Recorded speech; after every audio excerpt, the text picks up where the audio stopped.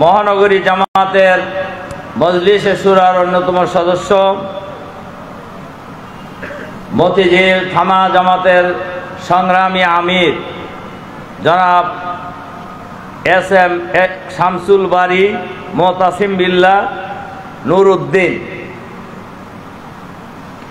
আজকের এই সম্মেলনের সম্মানিত বিশেষ অতিথি, বাংলাদেশ জামাত ইসলামীর কেন্দ্রীয় কর্ম পরিষদের অন্যতম সদস্য, ঢাকা মহানগরী জামাতের সম্মানিত নায়েবে আমির, সংগ্রামী জননেতা জনাব ডক্টর অ্যাডভোকেট হেলাল উদ্দিন, অন্যতম বিশেষ অতিথি, বাংলাদেশ জামাত ইসলামীর কেন্দ্রীয় কর্ম পরিষদের অন্যতম সদস্য, ঢাকা মহানগরী দক্ষিণের সংগ্রামী সেক্রেটারি, সংগ্রামী জননেতা জনাব ডক্টর শফিকুল ইসলাম মাসুদ, অন্যান্য নেতৃবৃন্দ, সাংবাদিক বন্ধুগণ, সম্মানিত সুধীমণ্ডলী, সংগ্রামী কর্মী ভাই ও বন্ধুগণ, আসসালামু আলাইকুম ওয়া রাহমাতুল্লাহি ওয়া বারাকাতুহু। আপনারা কেমন আছেন? এমনি আলহামদুলিল্লাহ। আল্লাহ তাআলার বিরাট মেহেরবানি, অনুগ্রহ, যিনি মেহেরবানি করে অনুগ্রহ করে দীর্ঘ কত বছর পরে হবে, আমাকে একজন বলতেছিলেন যে 2005 সালে এই জায়গায় প্রোগ্রাম হয়েছে। এই দীর্ঘদিন পর আমরা আবার এইরকম উন্মুক্ত আকাশের নিচে কর্মী সম্মেলন করার সুযোগ পেয়েছি। এজন্য আমরা সবাই মহামনিবের দরবারে শুকরিয়া আদায় করি আলহামদুলিল্লাহ। দরুদ ও সালাম আমাদের নবী ও নেতা জনাবে মুহাম্মদুর রাসূলুল্লাহ সাল্লাল্লাহু আলাইহি ওয়াসাল্লামের প্রতি। সম্মানিত ভাই এবং বন্ধুগণ, দীর্ঘ প্রায় 18 বছর 2008 সালে নির্বাচনের পর 15 বছর 7 মাস 5 দিন, আর এর আগে আরো 2 বছর মঈনুদ্দিন ফখরুদ্দিনদের জামানায় এই দেশের মানুষ স্বাধীনভাবে মিছিল মিটিং করার সুযোগ পায় নাই। এইভাবে আমরা সম্মেলন করারও কোনো সুযোগ পাই নাই। তারা মনে করেছিলেন এই দেশটা তাদের বাপ দাদার পৈতৃক সম্পত্তি, আর এই দেশের 18 কোটি মানুষ হলো তাদের প্রজা। এটাই ছিল তাদের মনোভাব। তারা এই দেশের মানুষের উপরে জুলুম নির্যাতনের স্টিম রোলার পরিচালনা করেছে, গণতন্ত্রকে গলা টিপে হত্যা করেছেন, বিচার ব্যবস্থাকে ধ্বংস করে দিয়েছেন, জনগণের মৌলিক অধিকার নিয়ে ছিনিমিনি খেলেছেন। যারা এই সরকারের বিরুদ্ধে কথা বলেছেন তাদেরই কণ্ঠ চেপে ধরেছেন এই সরকার। কিন্তু আল্লাহ তাআলা বাড়াবাড়িকে কোনো সময় পছন্দ করেন না, দাম্ভিকতাকে আল্লাহ তাআলা পছন্দ করেন না। তারা এই জাতির বিরুদ্ধে, এই দেশের বিরুদ্ধে, এই দেশের 18 কোটি মানুষের বিরুদ্ধে তারা ষড়যন্ত্র করেছে। কোরআন শরীফের একটি আয়াত আছে, ওয়াজআলনা ফি কুল্লি ক্বরিয়াতিন আকাবিরা মুজরিমিহা ওয়ালিয়ামকুরু ফিহা ওমা ইয়ামকুরুনা ইল্লা বিআনফুসিহিম ওমা ইয়াশউরুন। আমি প্রত্যেক জনপদেই ক্ষমতাবানদেরকে দুর্বৃত্তে পরিণত হওয়ার সুযোগ দেই, আর তারা ষড়যন্ত্র করে, আর সেই ষড়যন্ত্রের জালে তারা নিজেরাই এক পর্যায়ে জড়িয়ে যায়, বুঝতে পারে না। তারা ষড়যন্ত্র করে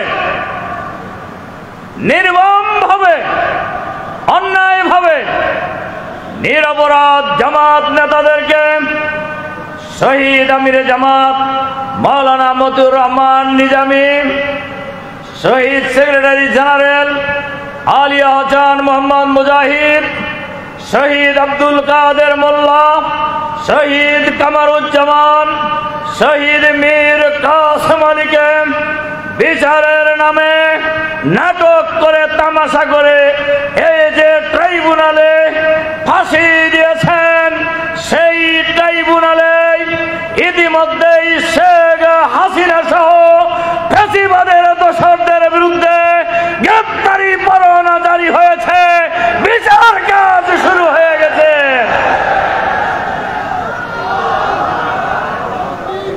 আমরা বিশ্বাস করি এই জুলুম নির্যাতনের কারণে, এই গণহত্যার অপরাধে নিরপরাধ মানুষকে খুন গুম হত্যা করার অপরাধে শেখ হাসিনা সহ তাদের দোষরদের বিচার হবে, তাদেরকেও ফাঁসিতে ঝুলতে হবে ইনশাআল্লাহ। এর থেকে তাদের রেহাই পাওয়ার কোনো উপায় নাই। এই জাতি তাদেরকে ক্ষমা করবে না ইনশাআল্লাহ। তার কারণ আওয়ামী লীগের লোকেরাও তার দ্বারা নির্যাতিত হয়েছে, হয় নাই? আওয়ামী লীগের গুটি কয়েক এই চামচা ছাড়া, মানে গুটি কয়েক কোন দুশ্মন ছাড়া আওয়ামী লীগের মধ্যেও যারা একটু পজিটিভ চিন্তার লোক ছিল তারাও নির্যাতিত হয়েছে তাদের দ্বারা। আপনারা জানেন আওয়ামী লীগের আমলে আওয়ামী লীগের নেতা কর্মীদের হাতে কয়েক হাজার নেতা কর্মী তাদের নিহত হয়েছে। তাহলে যে দলের নেতাদের কাছে কর্মীদের কাছে নিজ দলের নেতা কর্মী নিরাপদ নয়, সেই দলের কাছে দেশের মানুষ কোনো সময় নিরাপদ হতে পারে না। সেই দলের কাছে এই দেশ এবং জাতির দেশের জনগণের মান ইজ্জত নিরাপদ হতে পারে না। সেই দলের কাছে এই দেশের স্বাধীনতা নিরাপদ হতে পারে না। সেই দলের কাছে এই দেশের সীমানা নিরাপদ হতে পারে না। সুতরাং এই দলটি হলো জনদুশ্মন, এই দলটি হলো স্বাধীনতা বিরোধী, এই দল হলো দেশের সীমানা বিরোধী, এই দল হলো দেশের জনগণের বিরোধী, যারা বাংলাদেশের মানুষের জান মাল ইজ্জত নিয়ে দীর্ঘদিন ছিনিমিনি খেলেছেন। এই সরকারের বিরুদ্ধে এই সরকারের কয়েকটি প্রধান এজেন্ডা ছিল। এক নম্বর এজেন্ডা ছিল এই সরকার মানে পতিত পরাজিত সরকার, যে সরকার পালিয়ে গিয়েছে। এই সরকারের প্রধান টার্গেট করেছিল দেশপ্রেমিক সেনাবাহিনীর চৌকস কর্মকর্তাদেরকে। পিলখানায় নারকীয়ভাবে গুলি করে হত্যা করা হয়েছে এই সকল কর্মকর্তাদেরকে। কমিশন হয়েছে, আমরা বলবো এই কমিশনের কাছে আহ্বান জানাবো, সরকারের কাছে আহ্বান জানাবো, প্রকৃত খুনি, প্রকৃত হুকুম দাদা, প্রকৃত নির্দেশ দাদাকে বের করতে হবে এবং তাদেরকে বিচারের আওতায় নিয়ে আসতে হবে। এতদিন কেন বিচার হয় নাই? কেন প্রকৃত খুনিদেরকে বের করা হয় নাই? কেন তদন্ত কমিটির রিপোর্ট প্রকাশিত হয় নাই? আজকে সময় এসেছে সঠিক তথ্য জাতির কাছে প্রকাশ করার। আমরা বিশ্বাস করি এ সরকার সে কাজটি করবেন ইনশাআল্লাহ। দ্বিতীয় তারা টার্গেট করেছিল এই দেশের ইসলামকে। ইসলাম উৎখাতের এজেন্ডা নিয়ে তারা ক্ষমতায় এসেছিল। আর ইসলামের ঝান্ডাবাহী দল জামাত এবং শিবিরের নেতৃত্বকে নিশ্চিহ্ন করে দেওয়ার ষড়যন্ত্রের অংশ হিসাবে আমাদের 5 জন নেতাকে ফাঁসি দেওয়া হয়েছে, হত্যা করা হয়েছে এবং আরো 6 জন নেতা শহীদ প্রফেসর গোলাম আজম, শহীদ আল্লামা দেলোয়ার হোসেন সাইদি, শহীদ মাওলানা আব্দুস সুবহান, শহীদ AK-M নাজির আহমদ সহ 6 জন নেতাকে তারা জেলখানায় নির্বিচারে হত্যা করেছে। শুধু তাই নয়, হাজার হাজার নেতা কর্মীকে তারা হত্যা করেছে, খুন করেছে, গুম করেছে। শাপলা চত্বরে ঘুমন্ত আলেমদের উপর নির্বিচারে গুলি চালানো হয়েছে, হত্যা করা হয়েছে, নাটক করা হয়েছে। আর এই ঘসিটি বেগম পার্লামেন্টে দাঁড়িয়ে বলছেন যে হুজুরদের গায়ে রং মাখায়া শুয়েছিল, পুলিশ দেহে দৌড়ে পালায়ে গেছে। মানে জাতির সাথে কত তামাশা, কত তামাশা, কত নির্মমতা। শেখ হাসিনা জানতেন না কত লোকের মারা গেছে? বলেন জানতেন কিনা? এবং উনি একথা জাতিকে বিশ্বাস করাতে চেয়েছেন যে হুজুররা গায়ে রং লাগায়া, পাঞ্জাবি, সাদা পাঞ্জাবিদের রং লাগায় শুয়েছিল, পুলিশ দেহে দৌড়ায় পালায়ে গেছে। এবং এ কথাও মানুষকে শুনতে হয়েছে। সম্মানিত সংগ্রামী ভাই এবং বন্ধুগণ, আয়না ঘরের নামে মানুষকে গুম করা হয়েছে। আয়না ঘরের নামে, আয়না ঘরের ভিতরে মানুষকে বছরের পর বছর কারাবন্দী করে নির্যাতন চালানো হয়েছে। অনেকেই ফিরে এসেছে এই পরিবর্তনের পর, আবার অনেকেই এখন পর্যন্ত ফিরে আসেনি। আমরা জানি না তাদের ভাগ্যে কি আছে। তাদের সন্তানেরা, তাদের ছেলেমেয়েরা, তাদের পিতারা অপেক্ষা করছে তাদের স্বজনদের অপেক্ষায়, কবে তারা আবার ফিরে আসবে।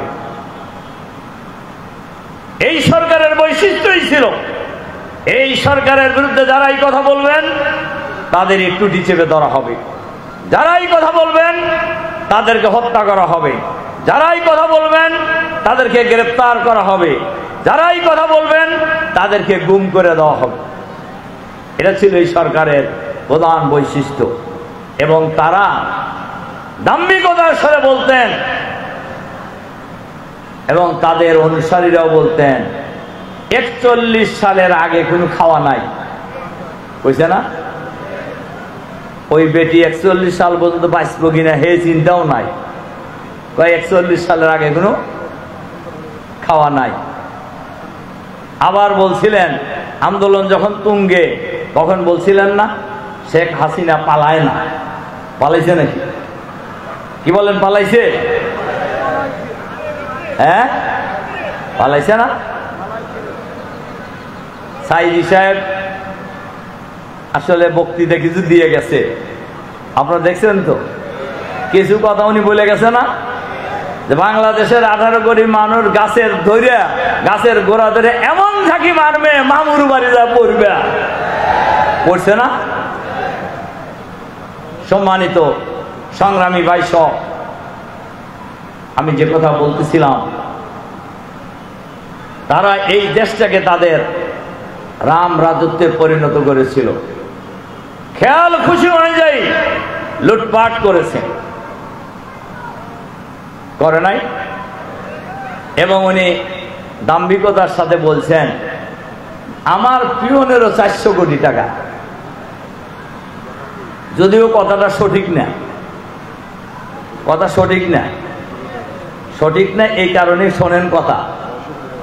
এই কয়দিন আগে পত্রিকায় খবর আসছে, ব্যাংকের অ্যাকাউন্ট তালাশ করে জানা গেছে তার টাকা হলো, তার টাকা আছে, ও সম্পদ হলো 626 কোটি টাকা। 400 কোটি বেশি না 600 কোটি বেশি? তাহলে হাসিনার কথা ঠিক না ব্যাঠিক? মিশা কথা কইছে, কম কইছে আর কি। হেলিকপ্টার ছাড়া চলে না, কথাটা কিন্তু উনি খুব দাম্ভিকতার সাথে কইছে না? দেখেন, হায়া শরমও নাই। পিয়নের 400 কোটি বা 700 কোটি যাই হোক, এত কোটি টাকার মালিক হওয়া কি স্বাভাবিক? বলেন স্বাভাবিক কিনা? আসলে তো সে পিয়নও না, সে ছিল ওই বাড়ির কামলা। কামলা বোঝেন নাকি আপনারা? হ্যাঁ, নোয়াখালী থেকে তাকে কামলা হিসেবে আনছিল ঘর বাড়ি পরিষ্কার করার জন্য। কেমনে কেমনে সে ঘনিষ্ঠ হয়ে গেছে। যাক, আমরা আর ওই প্রসঙ্গে কিছু বলতে চাই না। সম্মানিত ভাই এবং বন্ধুগণ, বাংলাদেশের ব্যাংকগুলি লুটপাট করে তারা ফোকলা বানায় দিয়ে গেছে। বাংলাদেশকে তারা তছনছ করে দিয়ে গিয়েছে। বাংলাদেশের মানুষ এখন 5ই আগস্টের পরিবর্তনের পর ক্ষমতায় থাকা, 5ই আগস্টের পরিবর্তনের আগে ক্ষমতায় থাকার জন্য তারা গণহত্যা চালিয়েছে। হাজার হাজার মানুষকে হত্যা করেছে, পঙ্গু করেছে, চোখ হারিয়েছে অনেক লোক, চিরদিনের জন্য অন্ধ হয়ে গিয়েছে অনেক ভাই এবং বোন। এই গণহত্যার বিচার আপনারা চান না? চান কি না? আবার আমাদের দেশের কোন কোন ভদ্রলোক বলতেছেন যে রাজনীতি করার অধিকার আছে। আমরা বলবো সকল গণহত্যার আগে বিচার করতে হবে, এরপরে অন্য কথা। এর আগে কোনো কথা চলতে পারে না। এই বাংলাদেশে আমরা কাউকে এর বাইরে কোনো কথা বলতে দিব না। এই দেশের মানুষের রক্তের উপর যারা বিশ্বাসঘাতকতা করবেন, বাংলাদেশের মানুষ তাদেরও ক্ষমা করবে না। মানুষের রক্ত নিয়ে হোলি খেলা হয়েছে, মানুষের জীবন নিয়ে হোলি খেলা হয়েছে, আবার অধিকারের কথা বলছেন। যেদিন গণহত্যা চালানো হয়েছে সেদিন আপনারা কোথায় ছিলেন? ওই দিন তো শুনি নাই আপনাদের। সম্মানিত ভাই এবং বন্ধুগণ, এজন্য আমি আপনাদের কাছে যে আহ্বান জানাতে চাই, বাংলাদেশের মানুষ একটি সুন্দর সমাজ চায়,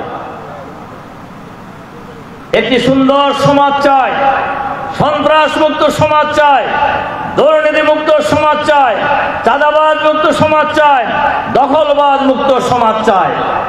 কি বলেন, চাই কিনা? আমরা চাই, আমরা চাই, সবাই চায়। বাংলাদেশের 18 কোটি মানুষ চায়। সেই সমাজ ব্যবস্থা কায়েমের আন্দোলনকে শক্তিশালী করতে হবে, বেগবান করতে হবে। এর সাথে সাথে আরেকটি কথা বলতে চাই, এরপরে ওই কথাটা বলবো যেটা বলতেছিলাম। আমরা সরকারের কাছে আহ্বান জানাতে চাই, অন্তর্বর্তীকালীন সরকারের কাছে আহ্বান জানাতে চাই। ফ্যাসিবাদের দোসর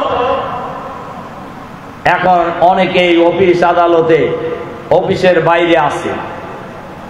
এদেরকে চিহ্নিত করতে হবে, এদেরকে গ্রেফতার করে বিচারের আওতায় নিয়ে আসতে হবে।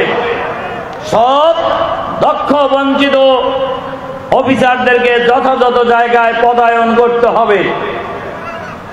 এর সাথে সাথে অন্তর্বর্তীকালীন সরকারকে এটা মনে রাখতে হবে, আপনারা ক্ষমতায় আসেন নাই, আপনাদেরকে ক্ষমতায় বসানো হয়েছে। আপনারা ক্ষমতায় আসেন নাই, আপনাদেরকে ক্ষমতায় বসানো হয়েছে। কে বসিয়েছে? বাংলাদেশের 18 কোটি মানুষ বসিয়েছে। এবং কোন প্রেক্ষাপটে আপনাদেরকে ক্ষমতায় বসানো হয়েছে এটাও আপনাদের জানা আছে। কাজেই জনগণের স্বার্থের বিরুদ্ধে, জনগণের সেন্টিমেন্টের বিরুদ্ধে আপনারা কোনো কাজ করবেন না, আমরা এটা বিশ্বাস করি। 2, মাননীয় প্রধান উপদেষ্টা নির্বাচনের একটা আইডিয়া দিয়েছেন। আমরা বলি প্রয়োজনীয় সংস্কার করে